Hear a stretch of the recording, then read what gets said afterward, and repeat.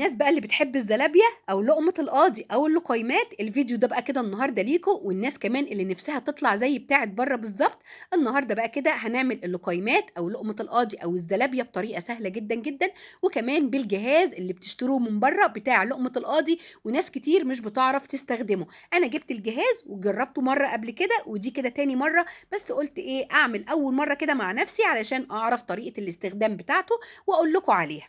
انا عملت معاكم قبل كده ورق العنب بالمكنه برضو، وناس كتير ما كانتش بتعرف تستخدمها، وبعد ما شافت الفيديو بتاعي استخدمتها وكتبت لي في الكومنتات ودخلت لي على الخاص وشكروني. ده برضو كده الجهاز بتاع لقمه القاضي، ما فيهوش اي حاجه وسهل جدا، وان شاء الله بعد ما تشوفوا الفيديو بتاعي هتشتروه الناس اللي ما عندهاش، وهتستخدموه هتعملوا كل يوم الزلابيه او لقمه القاضي او اللقيمات. جبت بقى كده البولة زي ما انتم شايفين، ونزلت فيها ب6 كوبايات من الدقيق. المج اللي انا نزلت فيه بالدقيق هو مج الشاي اللي موجود في اي بيت. يلا بقى كده، انا نسيت اقول لكم حطوا لي اللايك، واللي مش مشترك في القناة يشترك، قناتي صغيرة وانا مش هكبر الا بيكم. فيلا بقى كده بالله عليكم ما تستخسروش فيا اللايك والاشتراك.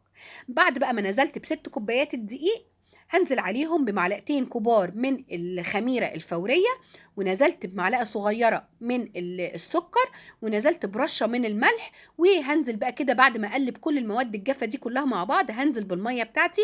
نزلت اخدوا معايا ال6 كوبايات من الدقيق، اخدوا معايا 3 كوبايات من الميه. العجينه يا جماعه بتاعت الزلابيه زي ما حضراتكم شايفين كده بتكون سايله شويه او بتكون سايبه، يعني هي ولا سايبه جامد ولا هي متماسكه جامد، زي ما انتم شايفين كده، يا بايديكم يا بالمضرب اليدوي. هي يعني مش بتكون زي عجينة الكيكة، لأن دي بتكون حاجة ودي حاجة، بس هي بتكون العجينة بتاعتها سايبة كده زي ما حضراتكم شايفين. بعد بقى كده ما حطيت المية والعجينة زي ما حضراتكم شايفين شكلها ده كده، هنزل عليهم بمعلقتين كبار من الزيت، وهبدأ برضو أقلب كويس. أنا لحد دلوقتي لسه ما استخدمتش إيديا، كل ده كده بالمضرب اليدوي. بس أنا بقى إيه هعمل لكم كده بإيديا دلوقتي علشان تشوفوا القوام بتاع العجينة كويس جدا جدا.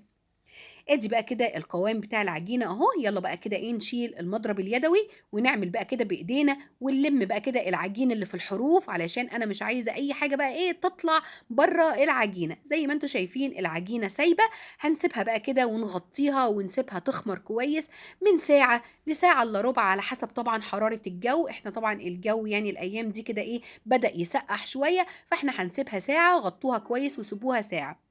بعد بقى كده الساعة ادي بقى كده العجينة بتاعتي اتضاعفت وريحة الخميرة كمان ظهرت فيها. وده بقى كده الجهاز، طبعا كلكم عارفين الجهاز بتاع لقمة القاضي بيكون شبه الكوباية كده بالظبط، وبيكون ليه مكبس كده من الايدين، وبيكون ليه خرم صغير من تحت اللي بتنزل منه لقمة القاضي. بس طبعا ليه استخدام يا جماعة، لو استخدمتوه صح يعني والله العظيم هتعملوا لقمة القاضي دي كل شوية. يعني الناس اللي بتحبها وبتستصعبها بسبب التقطيع بتاعها، يعني الجهاز ده فعلا والله يا جماعة هيخلوكوا تعملوها كل شوية.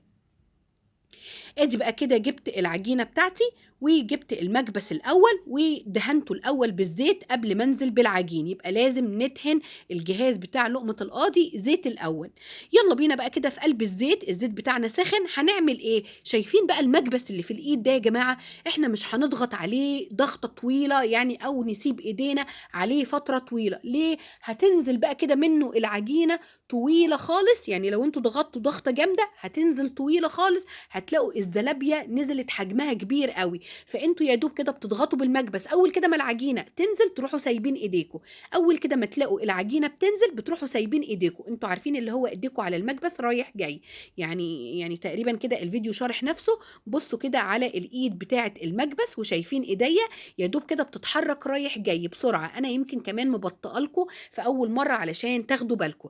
يبقى اول كده ما بنحط العجين بنمسك المكبس ويا دوب كده نضغط بايدينا ونسيب، اول كده ما العجينه تبدا تظهر نسيب ايدينا، اول ما العجينه تبدا تظهر نسيب ايدينا. وده كده بيكون الشكل بتاع الزلابيه بتاعتي. بصوا شايفين؟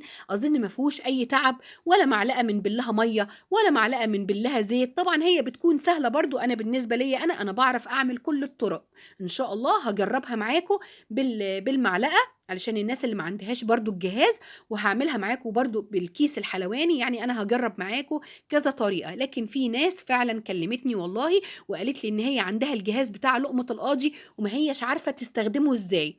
انا عملت معاكم زي ما قلت لكم قبل كده ورق العنب بالجهاز او بالمكنه، وناس كتير استخدمته وناس كتير دخلت شكرتني. وطبعا يعني العرايس حبايبنا الجداد الحاجات دي بيشتروها في الجهاز بتاعكم، فطبعا احنا مش هنجيب الحاجه ونركنها، احنا لازم نستفيد من الحاجه بتاعتنا. طبعا كلنا شاطرين وكلنا بنتعلم من بعضنا، والحاجه سهله والله يا جماعه ما فيهاش اي حاجه. انا عملت مره قبل كده بالجهاز علشان يعني انا نفسي اتعلم طريقه الاستخدام بتاعته، علشان اقدر اقول لكم الفيديو ده بيكون عامل ازاي او طريقه الاستخدام بتاعه الجهاز بتكون عامله ازاي. ادي كده لقمه القاضي بتاعتي اهي، انا بطلعها نص تسويه مش تسويه كامله، ولاني بحطها تاني في الزيت، وهتشوفوا برضو انا عملت ايه. ادي كده اهو زي ما انتم شايفين العجين اهو جوه الكوبايه بتاعت الجهاز. يا دوب كده بضغط، اول ما العجينه تبتدي تنزل بسيب ايديا، اول ما العجينه تبتدي تنزل بسيب ايديا، وبطلع لقمه القاضي بتاعتي او اللقيمات او الزلابيه. يعني واخده نص تسويه اهو زي ما انتم شايفين. بصوا صوابعي يا جماعه على المكبس اهو، اول ما بضغط اول كده ما العجينه تبدا تظهر بسيب، اول ما العجينه تبتدي تظهر بسيب اهو ايديا يا جماعه رايحه جايه. انا مش بضغط ضغطه طويله، الضغطه الطويله هتنزل لكم العجينه حجمها كبير، فهتلاقوها كده بتفرش كده وتنفش، وهيجمع يعني هيكون شكلها مش كويس خالص. لكن طبعا الشكل كده زي ما انتم شايفين في منتهى الجمال وفي منتهى الروعه. وادي الزلابيه بتاعتي ما فيهاش اي حاجه ولا فيها اي افتكاسات، سهله جدا، شويه دقيق وشويه ميه وشويه خميره عملت معانا، او 6 كوبايات الدقيق عايزه نقول لكم عملوا كميه حلوه قوي. يعني احنا بنشتري دلوقتي برضو يا جماعه الحاجات دي غاليه جدا من بره، فانت يعني بتعمليها في البيت، يعني مش بتاخد ولا بتكلفك اي حاجه. ادي الزلابيه بتاعتي اهي، انا كنت مطلعاها نص تسويه، جيت بقى كده على البوتاجاز زي ما انتم شايفين وحطيتها في الزيت تاني، وبدات بقى ايه اقلب كويس، قلبوها بقى كده يمين في شمال وشمال في يمين علشان كلها تبقى واخده لون واحد. طبعا انا كنت عملت الشربات، حطيت كوبايتين من السكر عليهم كوبايه من الميه، واول كده ما بدات تغلي نزلت بنص عصره ليمونه، وسبته كده حوالي 7 دقايق وهديت عليه النار وطفيت لحد كده ما القوام بتاع الشربات بتاعي او السيرم بتاعي بدأ كده يتقل شويه، لان السيرم بتاع الزلابيه لازم يكون تقيل يا جماعه. ادي كده الزلابيه بتاعتي اهو بدأت كده تاخد اللون الذهبي. عايزه اقول لكم سهله جدا ومفيهاش اي حاجه، وطعمها كمان كان في منتهى الجمال. وحطوا كمان في الشربات فانيليا هيدي طعم للزلابيه في منتهى الجمال. بعد بقى كده كلها ما اخدت اللون الذهبي زي ما انتم شايفين، خرجتها من الزيت. وده بقى كده هنعمل دلوقتي بقى كده ايه نقلبها، وحطيتها في المصفى. نزلت طبعا السكر الزياده، مش عايزين تحطوا شربات ممكن تحطوا سكر بودر، ممكن تطحنوا سوداني او مكسرات وتحطوها على الوش. لكن انا زي ما حضراتكم شايفين حطيت على الوش صوص شوكولاته.